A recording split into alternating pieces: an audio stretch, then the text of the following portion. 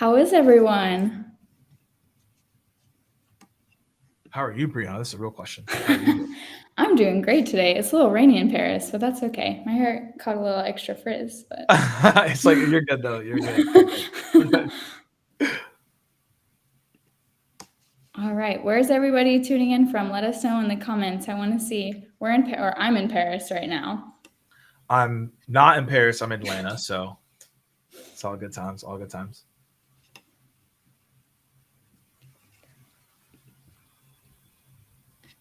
Let's see here.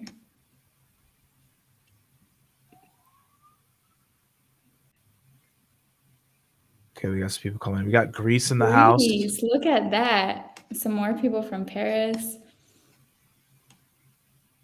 Yeah, good morning. Good morning. We're doing good. We're doing good. Ready Yeah, to do some teardown. So we're getting prepared. We got kind of got like a worldwide here. We got I UK. know. We got people from everywhere. We got India. What is it? It's like, hold up. It's like midnight, 1 o'clock in India. I'm Dang. pretty sure that's accurate. Thanks for Someone can being here.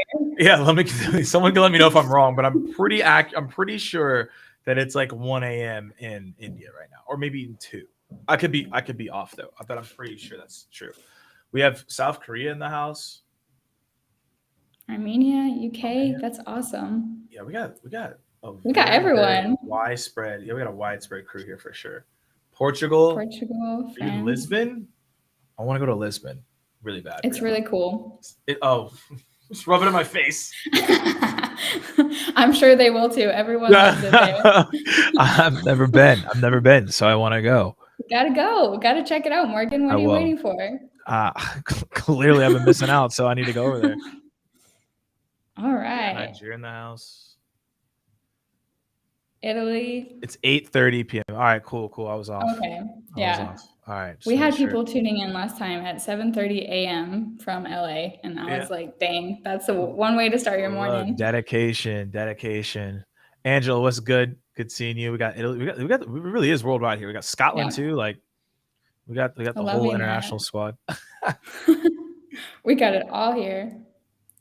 All right. I think we can go ahead and get started since we want to make sure that we stay on track and we get as many of these sequences broken down as we possibly can.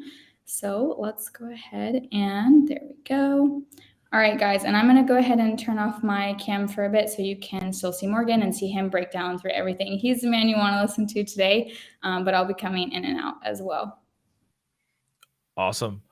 All right, buddy. So we're going to get these sequences are going to come up here in a minute. But to answer someone's question, like, no, I'm not related to James Ingram at all. So can't tell you about that. All right. So let's get into where the sequences are. All right. Come up here. Yes, perfect. So I'll just go ahead and give you guys a bit of context here. So this is the first sequence we're going to go through. It's a classic email-only sequence with 3 steps, a couple days between each email. And this was sent by a managing director for a B2B IT consultancy. And he was targeting SMBs with data problems. They've tried out the sequence before and got some responses, but are looking to increase it. All right. And it's just 3 steps, or we got more steps? This one is just 3 steps. So the first one here, this is going to be step 1 as the email. And the subject is first name, quick question. Hey, first name, just a quick one to gauge interest. I'm sender name from Sender Company, a multi-award winning data and business intelligence consultancy. We recently worked with Company X, Venue Finder based in Edinburgh, to automate their manual reporting process and produce a new sales reporting dashboard suite. I cut 4 to 5 hours off their reporting workload every week. Would this kind of solution be of interest for company name? Feel free to pop a slot in for a quick 15-minute chat. If so, here's an example of the type of work we do. You can find out more about what we do by clicking the image below. And that would be a personalized image with a for first name tag. All right, y'all. Y'all got your notebooks ready? I got a lot to say here. I love this. All right, and by the way, when I go into this, I'm not trying to shade anybody. Like, don't be upset if this is your email. I'm not trying to roast you. I'm just trying to help, so no one feel offended if they even do the framework that's like this. Please don't feel offended. We have done emails like this before, but I'm going to make sure that y'all can get responses out of this. I think that's why you're here, right? I hope that's why y'all are here. So before we talk about this email, I just want to say something that's incredibly important. I don't know if anyone does this. This is my personal preference. I've actually A/B tested this multitude of different times. So this seems to be true. Start with a LinkedIn connection request.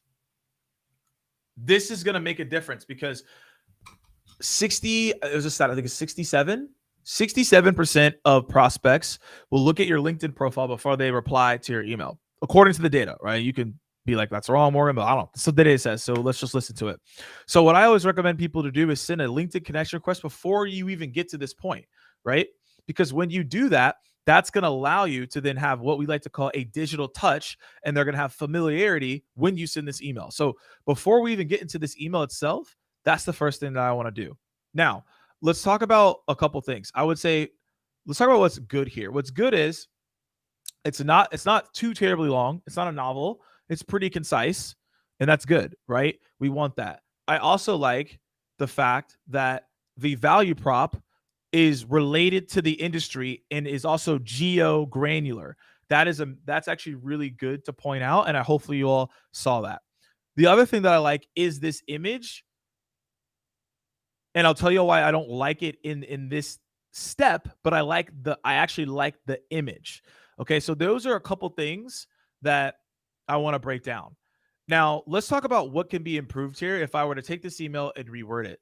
First and foremost, I personally, if someone else in here also agrees with me, you could put a 1. If you disagree with me, we could talk about it.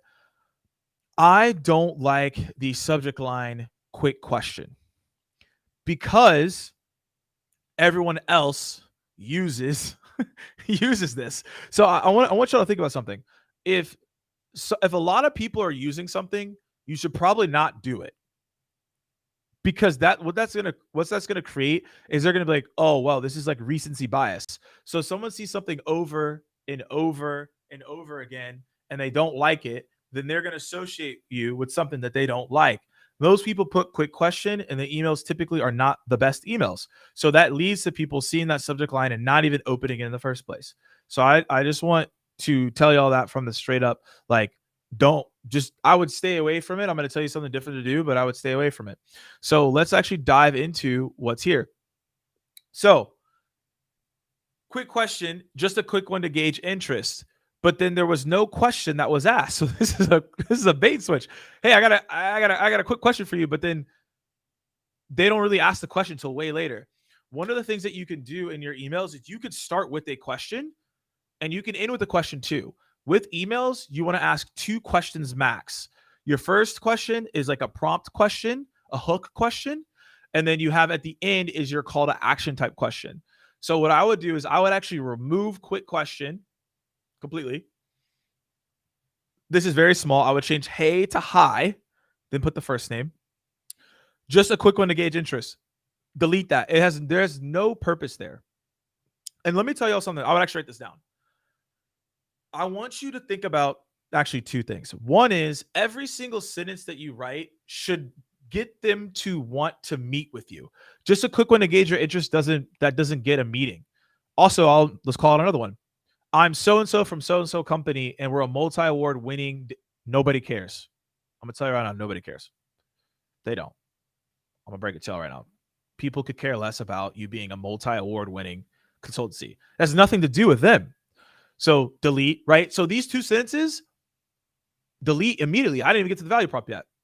So what should you do, right? The second thing is every single word that you write, I want you to amount like $1 to it. I want you to think about you're actually putting money on the line every single time that you write a word. That would actually change your mindset about how valuable these words are. Like literally put $1. I would literally like every single time I would if you have like a piggy bank. I don't know if it has a piggy bank. I don't. I had one when I was a kid, but literally take out $1 or maybe like 25 cents. Like imagine you every single word you had to withdraw 25 cents from your bank account. I guarantee you a lot of you would see your writing differently. You'd be like, well, you lost a lot of money today, right? And every response you get, you would get that money back. If you have that mental switch, you would write better emails. And that's what I had to do as well because my emails used to be not good at all.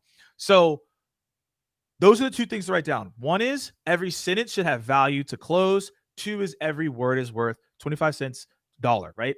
We want to look at that. Then what should you do here, right?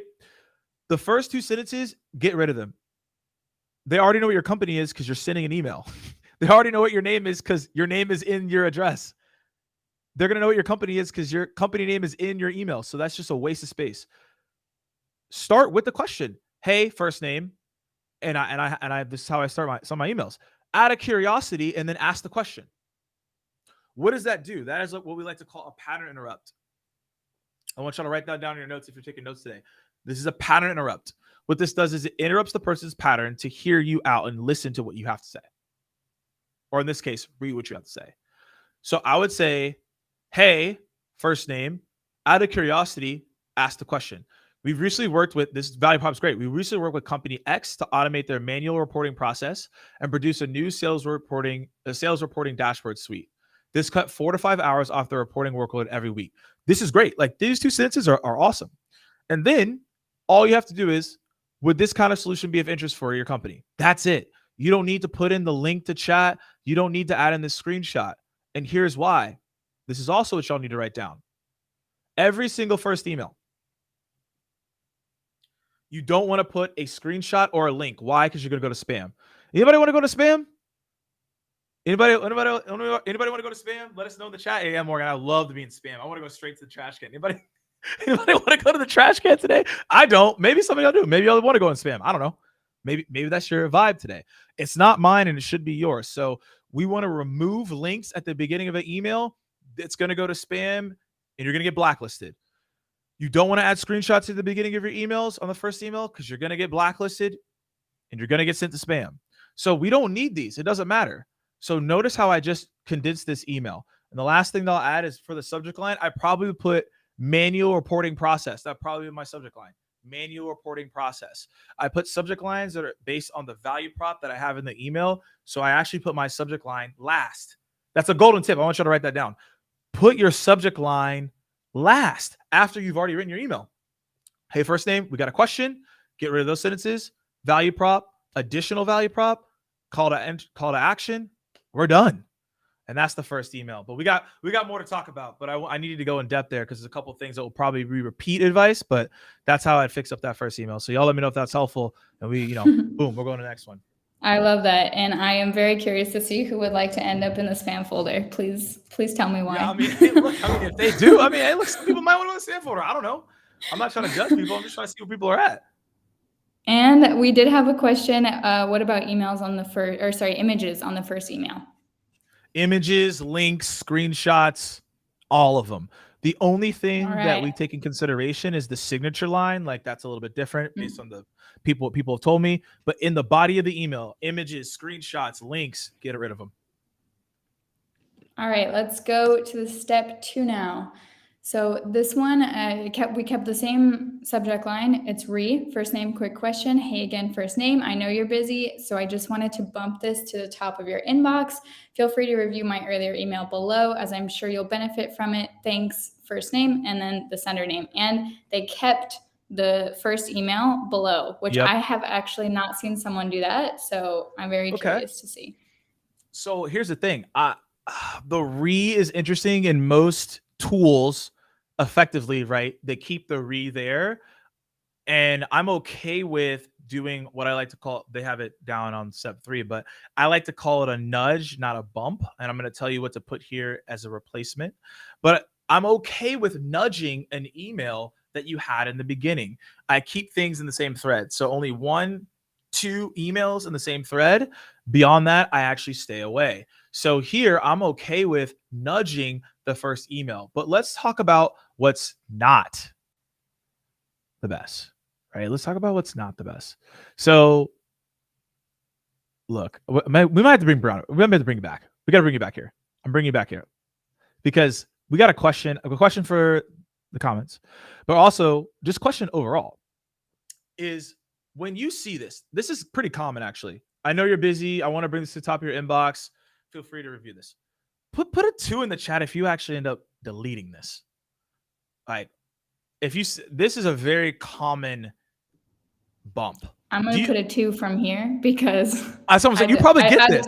Yes, I do get this a lot. And honestly, Yeah. when I see it, I'm like, this isn't helping me. Like, yeah, like this is like doesn't help anyone, and it's annoying. And this is actually how you get straight deleted, right? I know. So I can help you.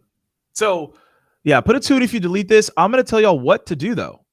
So fortunately, we're good. So what you're gonna do here, we're gonna deleting this, and we're only gonna do this. And I'm gonna tell you why psychologically this works. All we're gonna say is hi, first name, any feedback on my email. I'm gonna say it one more time so you can write this down. I guarantee you'll see a massive difference, and I'll give you a quick case study with it. Hi, first name, and there's a quick dash, any feedback on my email. That's it. Why does that? But why? Why does that even work? Why does that matter? So here's the thing, y'all. People love to give feedback. They love it. People love to give feedback. It's innate in us. So if you ask someone for their feedback, they're more likely to respond to this, what we like to call a nudge. This is not, again, we're not bumping things to the top. Nobody cares. But this is just a slight nudge. Hey, any feedback? Because what could feedback be? Psychologically, I'll give you feedback, but also it could be positive, neutral, or negative. Positive is you liked it, we get a response. Neutral is like, hey, I didn't get to check it out yet. At least you got a response. Negative is they didn't like it and you got a response. But it doesn't push the person. It just nudges them. So that allows for them to actually respond because you're not being aggressive. So we would just delete this whole thing. We would just say, hi, first name, any feedback on my email. And then we would move on to the next step. All right, so we're gonna move on to the next step now, and this will be step 3. This is the final email of the campaign, the breakup email. It says final nudge, first name. Hi, first name, just a final nudge to triple check if you'd like to improve the efficiency of your reporting. As mentioned, we've helped a recent client remodel their slow and manual reporting process and produce a new sales reporting dashboard suite, cutting 4 to 6 hours of workload every week. No problem if it's not currently of interest, although it would be great to hear from you. Thanks, first name and sender name. Yeah, so I'm going to be straightforward on this one, you all. So the key thing here is that you want to give people, I'm trying to see here. Yeah, you want to give people a leave behind if they don't respond. And here it's just, now you become, I think Keenan said this one time, a digital beggar. I don't know. I found it to be funny. So this is what you're doing now. Now you're just begging for a meeting, and we're not here to beg. We're here to provide relevant value, not just value like everyone else says, but like relevant value. There's nothing inherently relevant here. It's just like, hey, we have a case study. We did this, and you're bringing back up a point that was already ignored. You're doubling down on a point that we don't need to double down on, right? It's not necessary. So what I'm looking to do here is I'm getting rid of just a final nudge to triple check. They don't need to know that I'm triple checking, right? That sounds a little bit begging. Imagine like, I don't know, have any of y'all been double text? Imagine being triple text. Are you going to be happy about that? Like, let me know, like, yes or no in the chat. Like, oh yeah, Morgan, I love to be triple text. Like, it's amazing. Like, I can't wait to get triple text today. I'm pretty sure nobody wants that. And if you do, again, like, you can let us know, but like, I'm pretty confident that 99.99% of you hand sanitizer are probably not saying I want, right, to get triple text. But that's what you're saying in this email. Hey, you know what? I'm triple texting you. I haven't heard from you. What's good? Probably nothing, right? Because you're triple texting me. I'm probably not interested. So, and whatever you're asking me. So the next follow-up here is we're going to get rid of this sentence at the beginning. We're actually going to get rid of the middle sentence. And the copy here would just be like, hi, first name. Looks like improvement on your efficiency of your reporting is not of interest as of right now. Based on that, here is a whatever you want, a blog, a case study, a PDF on how we're helping organizations within your industry have improvement on their efficiency of their reporting. No problem if this currently isn't of interest right now. Here's my LinkedIn profile if this ever comes up. Now, I just gave you the copy for exactly how to reword this entire thing, because people always ask like, oh, well, it's bad. What should we do?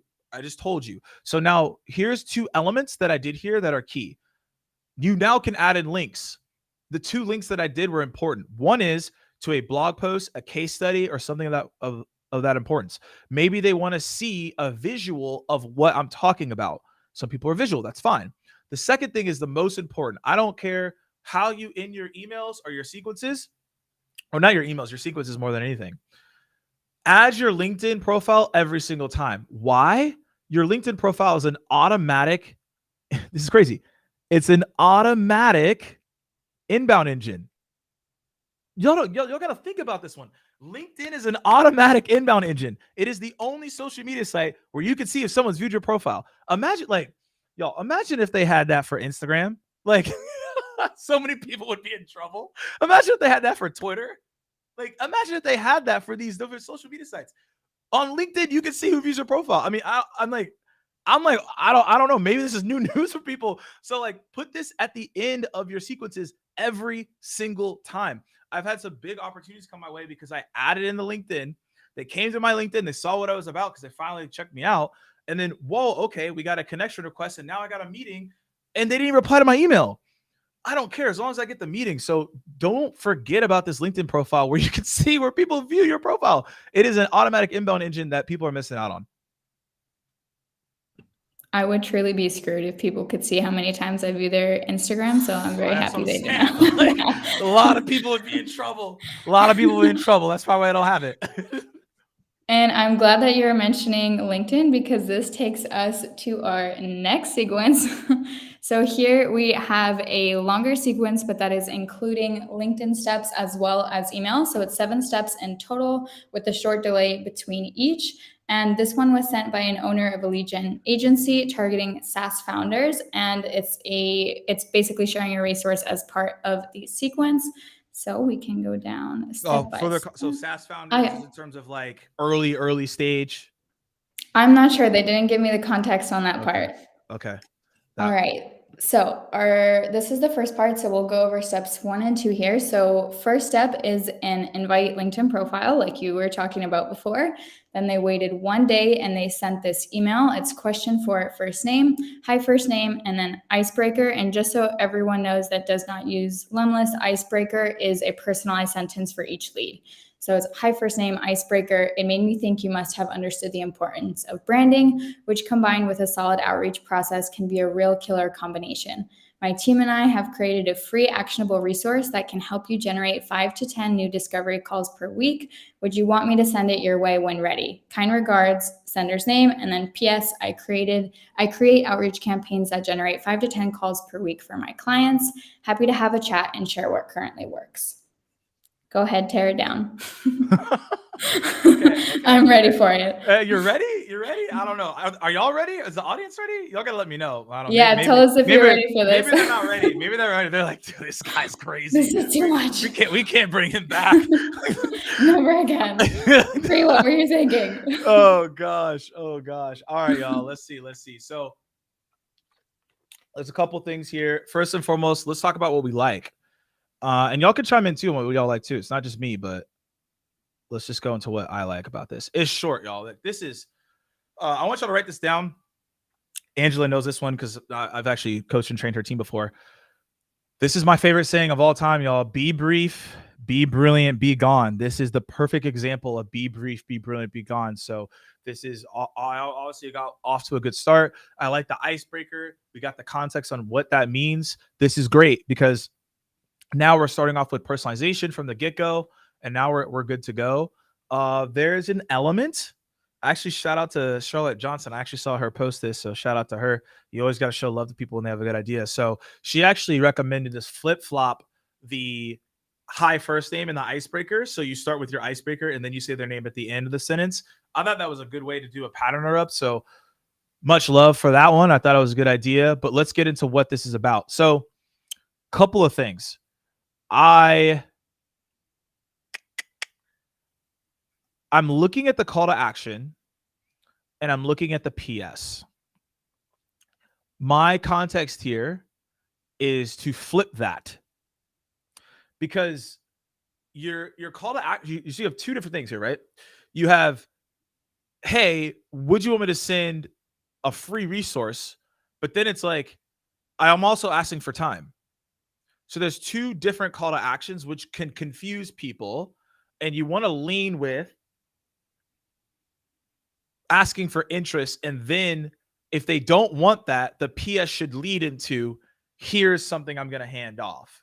So that's the main thing in this one, because I like, hey, it made me think you've understood the importance of branding, which combined with, I like that, because like something around that icebreaker is going to connect the second and the third sentence. But the middle part, hey, we created a free resource. Let's put that in the PS and let's add that call to action. So it should be, hey, it made me think you've understood the importance of branding, which combined with a solid outreach process could be a killer, I don't actually, you know what? Killer, using the word killer is like, I'd be careful with that. Like, people are very sensitive nowadays. So I would actually probably switch that up and just say probably a real solid combination or an excellent combination. Killer, you got to be careful with that word. Like, people are very sensitive and you might get called out. Like, let's just keep it real. Like, you don't want to kill your sequence by putting killer, right? And so we're going to switch the call to action here. So I'm just going to say a real excellent combination. Let's get out killer, because that's not going to help you. Then we're going to say, I create outreach campaigns that generate 5 to 10 calls per week for my clients. Key element here is, we talked about SaaS founders. You actually should change that. I create outreach campaigns that generate 5 to 10 calls per week for SaaS founders. For my clients is way too broad. It's like, okay, what are you talking about? I create outreach campaigns that generate 5 to 10 calls per week for SaaS founders. Now you're talking to me. That's relevant. That's crisp. Now we're talking. Happy to chat. Happy to have a chat and share what currently works. Okay, if I'm a founder, think about it, right? My client, that's too abstract. I don't even know what that even means. SaaS founder, okay, I'm a SaaS founder. I probably need some meetings. I might be interested. But let's say if they're not interested, this is where you're going to flip it and say, hey, PS, my team and I have created a free actual resource that can help you generate 5 to 10 discovery calls per week. If you don't want to have a chat, I could send it your way. You could do that. Or I don't know what the next email is. I would actually put this in a later email. I wouldn't actually include it in the email. This is basically an option play. I don't know if y'all watch football, but we got actually a lot of international people. So American football, not football, even though obviously like we should just call it football. Like, I don't know what we're doing over here. But anyways, an option play, right? It's either you could put this as the PS or you could use this later in the email. But I said a bit, so that's what I would do there. All right, let's see what he did with the next one here. And also, I struggle with that all the time about football. Oh my goodness, living internationally, not easy. I know. Okay, so here will be step 3 and 4. So after the email, they waited 1 day and then did a LinkedIn profile visit, and then another day, and then here is a LinkedIn message. So the message was, hi, first name, did you get my email yesterday? Kind regards, and then their name. Simple, straightforward. Wait. So we have the person actually here in the chat. So shout out to Steph here. Is this an in-mail message or once they've connected with you? So this is once they've connected with them. So either it will show if they have accepted the invite at first, then they'll automatically be sent this message. If not, I believe it should still send them the like invite message. Okay, perfect. I just wanted to understand what I was looking at before I said this. All right. Steph, you probably know where I'm going with this. You know where I'm going with this one. I would not have this. One of the things that I want y'all to also write down in your notes if you're taking it, or if you don't take notes and you have a good memory, memorize this. Look, y'all, don't mention failed attempts. If they didn't respond to the email, move on. It's like the double text, y'all. Like, we're not trying to double text. We're not trying to triple text. And if you're doing that, I don't know, maybe I'm hurting somebody's feelings today and you are double triple texting and triple texting, maybe you should stop. So we don't want to mention previous failed attempts. This didn't work out. They didn't see the email. Based on the data, people get 100 to 200 sales emails a day, and some people even get 400 emails a day in general. So they might have not seen it. So what I would do here is either do a voice note, a video, or ask a question. Those are your 3 points. You're going to do a voice note, a video, or ask a question. And here's the cool thing about this. you could send a voice note that says the same exact thing as the email that you're telling them to go check out. What we all have to understand is people receive information in different ways, right? We got visual learners, we got auditory learners, we have kinesthetic learners, etc. So some people like to see it in writing, some people like to hear it, or some people like to visually see it, right? That's how things work. So don't say, did you see my email yesterday? Just say what you said in your email in a different format. Video, voice note, or ask a question that maybe was in that email to get a conversation going. Ask them, did they see the email? They're going to roll their eyes, ignore it, and they're going to move on. And that's not what we want.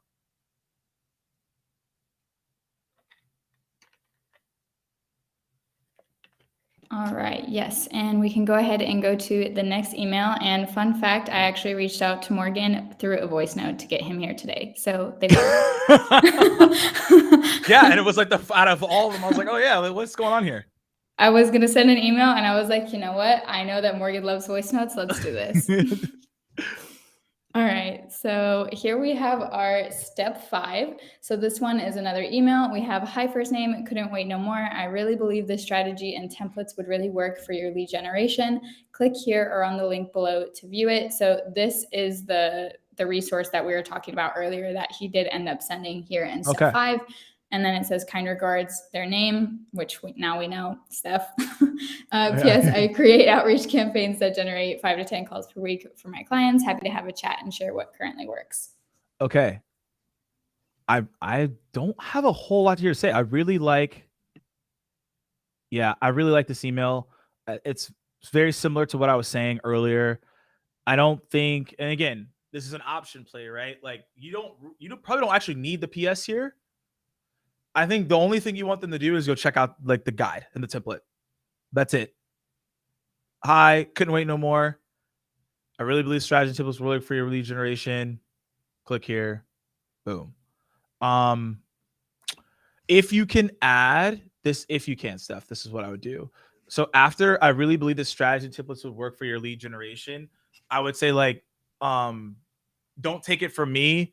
A recent SaaS founder that I worked with booked 30 meetings in 30 days. I don't know, I'm making stuff up, but you can add that and then it adds social proof that then allows you then to go into click this. I would remove the PS and that's it. Like this is a really good email. I don't have too much to say here. All right, great. So we can go ahead and go to the next one. Also, guys, for those who are not memorizing what he's saying, I am taking notes. So afterwards, I will send this to you guys as well, so you have it. All right, so there we go. So this is step 6. So we have two more steps here. So he waited 3 days in between this one and the previous email. And it says, following up on the resource I sent you a couple of days ago, have you had a chance to take a look at it? Kind regards, and then his name. The only thing I would just say is changing the first sentence and just adding any feedback. The double question here is fine. Hey, or it could just be like any feedback on the resource I sent. Just curious, have you had a chance to look at it? That's the only thing I would add here. I don't think we need to spend too much time here. That's what I would do there. All right, perfect. So then the next one here, step 7. So this one is the breakup email, but he didn't do an email. He did a LinkedIn message instead. And it just says, I'm sure you have a lot on your plate right now. I know LinkedIn can get quite overwhelming with messages. I would love to have a chat and hear about your lead generation process and see if I can help you with that. And then the sender's name. Okay, this is actually an interesting strategy because, well, here's the thing. I like this strategy a lot. LinkedIn did something weird, though, a couple days ago. I don't know if y'all noticed it. They moved the connection request to the notifications. I don't know how I feel about that yet because it's brand new, and I don't have a whole lot of insight on it because I don't know how other people feel about it. I don't know if y'all have noticed it, but in your notifications, you also has your invitations. I don't know if that actually crowds your invitations more to where these are actually not going to be effective, or because people want to see what their notifications are, this will increase your view rate of your messages. I don't know yet. So that's why I'm hesitating on the feedback to give you, because this is a brand new UI that they did literally I think 5 days ago. Right. So I'm still trying to figure out how I feel about it. Ultimately, though, what I will say, regardless of the UI, this is a good approach because obviously, the email inbox is going crazy. So the second sentence, if you have another resource, this is where I provide that resource, because you don't need to drop your LinkedIn profile because you're sending a connection request. So, or a message or whatever it is. I would just try to drop another resource. Like you have that free resource. Maybe there's a blog, maybe there's a case study. I would just drop something else here so they have something tangibly to walk away with in that second sentence. But that's about it.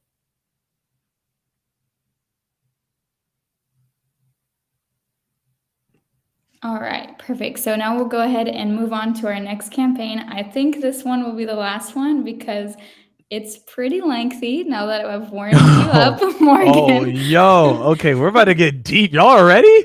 I didn't bring my scuba gear today. Like, I didn't know we were going to get this deep. Oh, my gosh. Okay. Oh, yeah. There's a lot happening here. 13 steps here. But I do see people sending these types of campaigns, and I honestly think it can be very interesting depending on how you play it out, which we'll see in a second here. So this one was 13 steps, very full multi-channel sequence.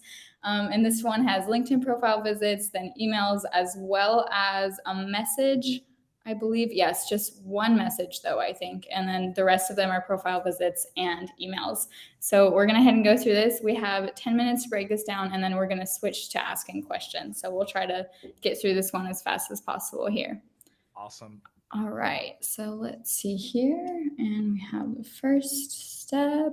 Okay. All right, there we go. So we have our first and second steps here. So first step is the LinkedIn profile visit, same as before. And this, then the same day they sent an email, and it says about channel name. Oh, sorry, I forgot to give you the context here. This is an owner of a B2B digital agency, and they're targeting YouTube channel owners who want to verify their channel, who want to get that little check mark next to the YouTube, next to the YouTube name. So subject is about channel name on YouTube channel. Hello, first name. I'm sender name, and I found channel name on YouTube. There's that personalized sentence again, the icebreaker. Your content seems great, first name, but I noticed there's no verification check mark next to your YouTube channel's name. Have you applied for it yet? I'm happy to offer some suggestions and give you ideas on how to make it happen. Thanks, sender name. P.S. I could get the email address from the view email address section of your channel's about page, but I wanted to check your profile on LinkedIn and contact you personally. And then it has an unsubscribe link at the end. Okay, this is from GDPR, so that makes sense. Okay. Okay, so I'm gonna break this down. Let's see. I'm gonna answer like quick questions because I know a lot of people have questions. We will answer at the end, but some of these are like super quick. Do I put anything in the connection request? No, I don't. Avoiding breakup emails. I don't do breakup emails. I call them goodbye emails. We'll talk about that later. Typical sequence length, cadence length. I was just being like over the top. Like mine is actually like around this length. It depends what I'm doing or who I'm reaching out to or what the purpose is. So let's go into this. What I like, I like the PS. I'm a fan of the PS. I'm always a fan of the PS. It's just what you put in there, but I'm going to say I like the PS. I like this happy to offer suggestions. I think that's a very light call to action. That's not that aggressive too. I'm a fan of that as well. But let's talk about some things to consider. We're seeing something again that I just talked about. Yo, there's no reason, like this is again, someone can like you could fight this point. You could come up and say, hey Morgan, this is what I'm thinking. Look, like there's no reason to put your name. Like there isn't a reason because you already are sending an email with your name. There's no reason for you to put your name. Like it doesn't matter. Like unless I'm Tom Brady, I don't know, Cristiano Ronaldo, I'm The Rock. Like if you're not any of those people, like your name in the beginning of the email isn't going to do anything for you. It's just not. So just take that out. Not necessary. I think you also mentioning the channel name doesn't, like this first sentence just doesn't help you because you already have, like if you look at the YouTube channel, like it already has it in the subject line. So we don't need to mention this at all. That's my take. So the icebreaker, awesome. The other element here is your content seems great. That's very generic. Again, unless you're doing a wide scale sequence, and that's fine. But I would add in something there, like the icebreaker, and then it should be like your content seems great because of X, and then you can mention, hey, there's no verification check. And then have you apply for it? I can offer some suggestions. That's great. So I think that is the key there. The PS, I could get the email address from the view email address section from your channel about page. I want to check your profile on LinkedIn and contact you personally. So I don't understand this one because this is an email, right? Yeah, this is an email. I think what he meant here was because he did the profile visit first, and he's saying instead of getting your email from YouTube, I got it from LinkedIn. Yeah. Okay. So, okay, cool. I was just trying to like, wait, this is an email though. All right. So here, that PS I don't think is necessary unless they connect it with you. Because you could be like, hey, PS, thanks for accepting my connection request. Hope we can chat soon. Great. But hey, I checked out your profile and I want to contact you personally. Like, I want you to think about it this way. What if someone sent you an email and they're like, PS, I drove by your house. Looks like a nice house, but I wanted to email you personally. Whoa. like, yo, that's mad creepy. Like, you drove by my house? Like, what are you like, what are you talking about? Right? I love this comparison. You know, like, it's just like literally someone come to my house, say, oh, sick house. But I wanted to send you an email. That's like, okay, like delete, call the cops. Probably not going to talk to you. So like, again, it's not, I mean, that's a drastic example, but that's like the way you're talking about it, right? Like, hey, I checked your profile. It's like, okay, cool. But if they accepted, that's great. But they didn't accept it. So it's not as relevant at this point. That's my take. All right, great. So let's move on to the next one. So we have steps 3 and 4. So the third step, that he waited 3 days and then did a LinkedIn profile visit again. And then same day went in with another email. And this one has the same subject line as before, and it's just first name. You've been pushing some great content on YouTube, and I so much so respect you for it. It hit me the other day. Why not reach out and see if you'd be up to taking things to the next level? Did you know there are some unspoken perks and crazy VIP privileges of verified accounts get? And by the way, you can get your channel verified on YouTube even if you have less than 100K subscribers. I can deliver this to you. Made a quick video to show you how. And then this will have a screenshot of their YouTube channel. And then it says for you and then their name. And then once the prospect clicks on that, it takes them basically to a landing page that has the Loom video and a personalized message for them. And then he asked, what do you think about reason number 3, first name? Thanks. And then the signature. And he's saying he can deliver the unspoken perks and the VIP privileges. Is that what he's talking about? Basically, because if they get their account verified, then they get these and he can get their account verified. Okay, cool. So what I like is the video. Sales videos, sales walkthroughs are great, especially when you're selling something like this. So if you have something that's like frontal facing, like a review platform, or you help people with SEO or editing, like great time to use a walkthrough, depending on what you sell, right? Especially if it's something like this. Like these walkthroughs are great. They really are. So I would say though, this question is really good. And I guess the video, what do you think?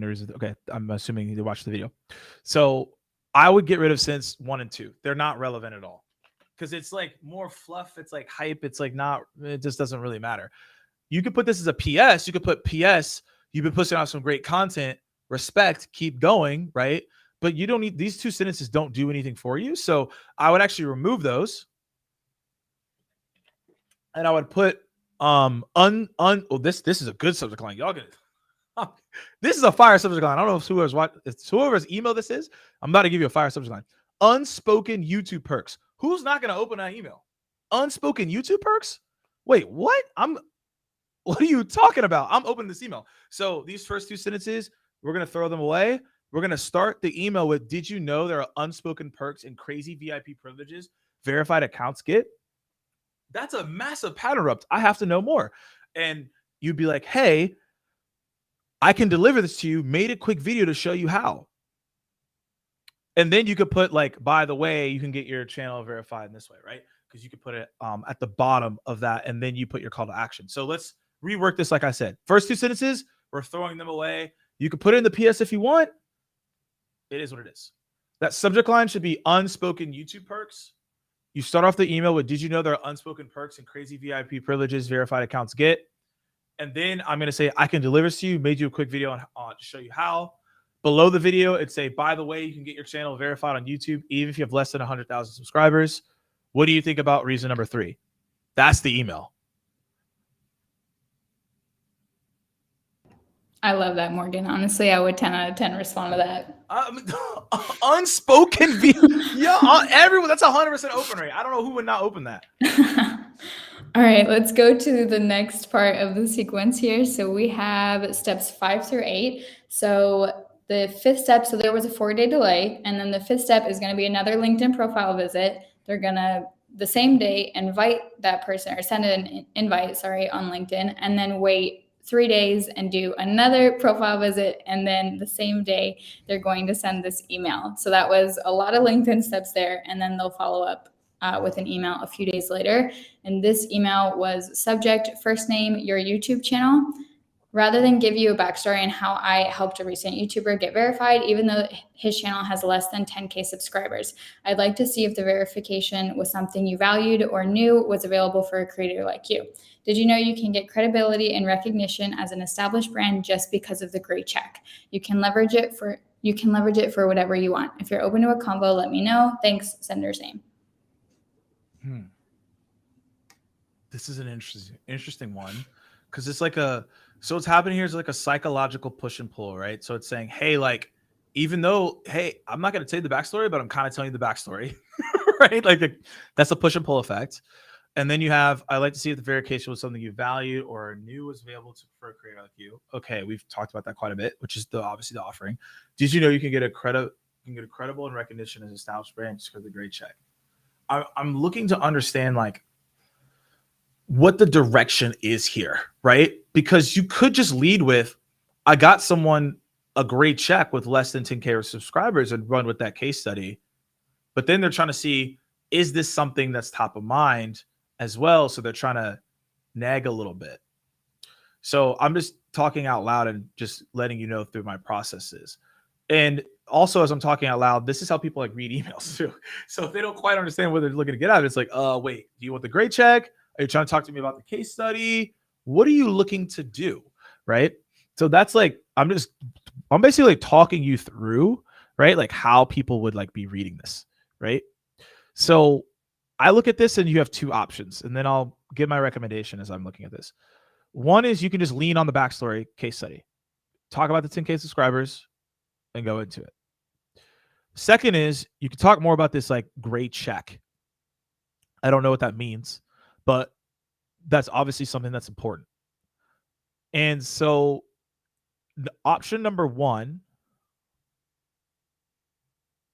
if someone has less than 10K subscribers, I would actually explain what that story is. It's extremely relevant.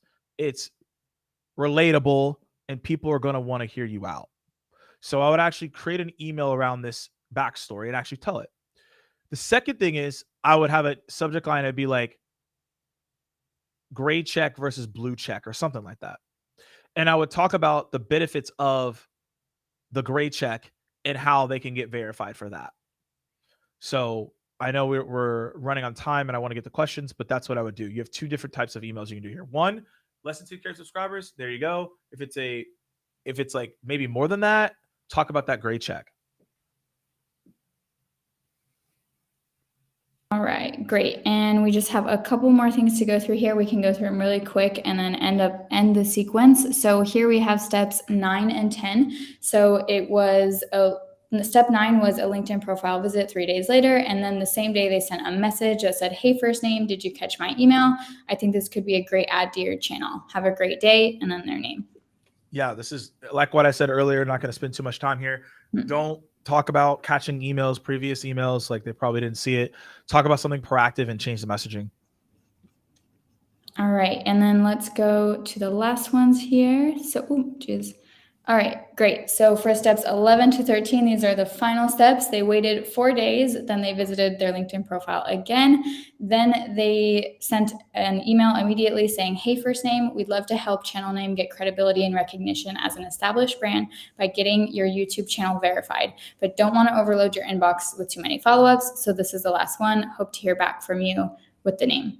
And then 2 days later, they did another LinkedIn profile visit as like the way to end the sequence. So a lot of LinkedIn profile visits. So Lots. let me add this. So you're going after YouTubers. My question is, this is not to be like, I'm not roasting anybody. My question is, why aren't you commenting on their YouTube? So smart. Like their LinkedIn, that's probably not relevant. Like you should be like having YouTube comment steps and not just like great video, prayer hands, fire emoji. Don't do that. Be like very thoughtful and actually watch the videos, right? Like, hey, like this is a good video. Here's why. And then that shows that you're actually supporting them and not like fake supporting so you can get their business. You'd probably get more clients if you did that and just had like three to four YouTube comments that were thoughtful. You would get more responses. And looking at the LinkedIn profiles inherently like a waste of your time. Like you can look at it once, but they're on YouTube. So go to YouTube and comment and like and engage and like actually like bring up relevant things that are icebreakers from their videos, because it's going to show that you actually care about what they're talking about. So that's what I would say there in terms of this email. Like this is a good, this would be like a breakup email. Again, I would send some type of resource on where you've helped people, but ultimately I would actually lean more on those YouTube comments more than anything, because that's where they're at. And for the person sending this as well, just so he knows, because I know he is using Lemlist, you can add a manual task and you can have your CSV directly with their YouTube profile there. So you can just click on it and add the comment from there. So it's a lot faster that way.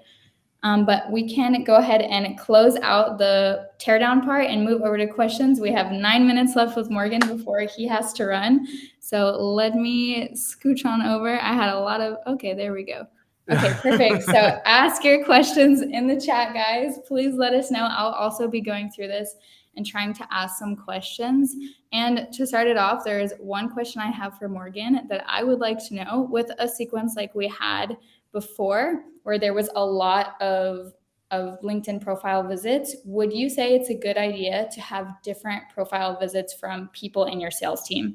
So for example, if I'm sending the sequence, there would be me, but then having as well a couple other sales reps as an example.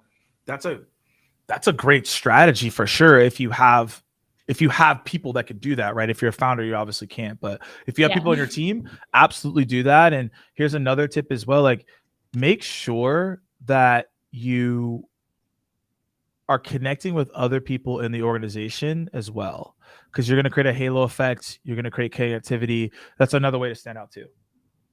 Absolutely. And I think that it's really cool when you can kind of connect everyone. And then when you say it in your sequence, like we've been chatting you up, like we really want to know what's going on there.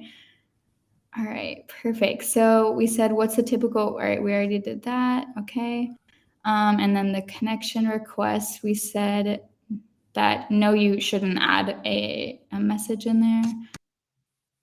Let me see here. Okay.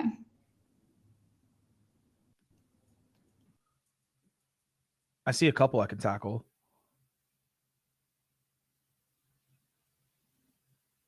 You put in a sequence, and what is your standard sequence? Yeah. I said I see. Oh yeah. I guess I went out in and out. I see a couple I can tackle is what I said. Sure. Go ahead. Do I put a comment in the connection request? No, I don't. Is cold email as a tactic getting less effective as time goes on? Very, very hard question to answer, because you have to take a lot of things in consideration. EMEA, you have GDPR, APAC, there's certain regions that are good with email. They're not good with email. You also have WhatsApp and LATAM and also in APAC. In the States, you also, depending on what industry persona you're going after. So it's too broad to give you a definite answer. The best answer that you can give yourself is you have to A/B test and use all channels to figure out what's the most effective and move forward. Now, as a holistic view, yeah, there's an element that it's less over time. You can go look at data because of email deliverability, but I still wouldn't shy away from it. It's still an asset and a tool to get meetings. Absolutely. And then what about including the RE in the subject? So some tools, like you can put it as a follow-up email and the re is there. Yes. I attempt to take it out if I can, but sometimes you cannot. So that is more of a technical thing sometimes that I have no control over. However, I try to not put the re there. I just try to add it as the same email thread, but that's just my feedback on it. All right, sounds good. And then for people asking if there will be a recording, yes, there will be. I would just like to answer that question now. Okay, there we go. And then at the end, how does your ideal combination of LinkedIn and email look like?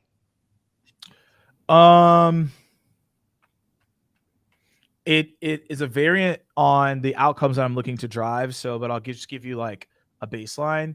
So I'll look to do 3 to 4 emails per campaign, depending on what I'm doing. And I'm doing probably 2 to 3 LinkedIn touches. That's a LinkedIn profile. That's a comment on something. And that's also a message. But again, like the people I'm going after, they post versus some people in here, your people don't post. So you're not going to have the same steps as me, but I would say 2 to 3 LinkedIn touches and probably 3 to 4 emails per campaign, per sequence. And following what Morgan said, I think comments are extremely underrated. There are so many people that have reached out to me in my comments or just commented on my posts, engaged with it a little bit. And then when they reach out to me, it feels like they're my like bud asking a question and not just some random person that I've never seen before. So definitely it helps a lot for context. All right. And then as far as having a LinkedIn request, if you do add a message to your LinkedIn request, what would it be? And then follow up on that. If you don't add anything at all, what do you think the first message should look like? Do you think they need context on the fact that you're messaging them, or is it okay to not include that since you've sent them an email? So I don't really ever add it. Like, so I did an A/B test with like 5 different people. We sent 100 connection requests, 50 personalized, 50 blank, so nothing in the note. We found that the blank note had a higher acceptance rate, and it's continuously been that way in majority of trainings and workshops I do. So that's the reason why I don't add it. And when I do get someone to accept, I do the 3 variants that I mentioned. So it's either a voice note, video, or a question, and then I move from there. Now, what's in those 3 depends on what they're posting, what company it is, an industry, etc. But that's like my normal flow that I take. The only time I personalize it is when I meet someone or it's a referral. All right, sounds good. That's good to know. And then someone asked, what is your first reach out, social, email, or phone? Social? It's a LinkedIn connection request, and then email, and then an email. And are you messaging multiple people from the same company at the same time? Yes. The reason I hesitate is like I'm not blasting everyone at the same time. Yeah. So no, but am I reaching out to everyone through a multi-touch campaign? Yes, I am. Okay, sounds good. And then is it better to target a list of specific companies and go very deep into like that organization? And I think what they mean is like personalizing more, or go broader and target entire regions more generally? You need to understand your total addressable market. You need to understand your product. And I don't know everything. That this is a very contextual question, because if you have a lot of clients, then yeah, you should know the results of what your clients are, and you should hyper focus there, right? Because you know what your average contract is, or average selling price, or whatever you're doing. Like, you know that there's a lot of value there. But if you don't know, I would go to your competitor site, go look at their case studies, and cross-reference those industries and those personas, and I would start there and then see where you land. Absolutely. And then I have one last question, is if you pepper cold calls into your sequence? Yes. All right. Well, that was it then for the questions. Thank you so much, guys, for putting your questions here. And thank you so much to Morgan. I know he's getting close on time here, so I just wanted to wrap it up really quick. Let's see here. All right, so just so everyone knows, you can check in the Lemless family, the share growth strategies space, and I will have a recording of the workshop today, the biggest takeaways from our teardowns, and a to-do list from what Morgan talked about today, so you can go through your campaigns and change things yourself, even if yours was not broken down today. And I just wanted to give a huge shout out and thank you to Morgan. He always provides the best content, the most actionable. I was so happy he was able to break down all of this for you guys today and give you recommendations, which is awesome. So thank you so much, Morgan. Absolutely. Thanks for having me. Hopefully y'all found this to be impactful and helpful. If anyone has any other questions, feel free to hit me up. I'll see y'all soon. And don't forget, also, Morgan has a newsletter, and I just subscribed recently, and it's awesome. So please check that out as well. And again, like I said, just check in Lemless Family for the to-do list. All right, everybody. Have a good one. All right, guys. Thank you.